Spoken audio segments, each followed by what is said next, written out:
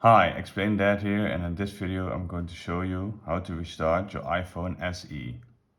Make sure you stay to the end so you don't miss any of the important steps. Like this video, subscribe to the channel for more content. Let's begin.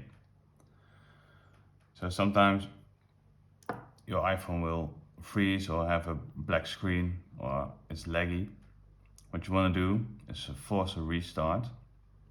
So what you're going to do is going to hold two different buttons at the top one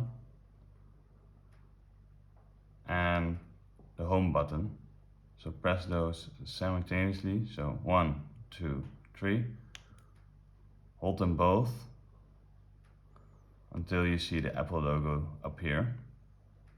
So just keep pressing and now you can let go.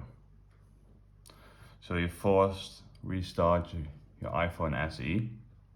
Now it will restart and hopefully it will solve the problems.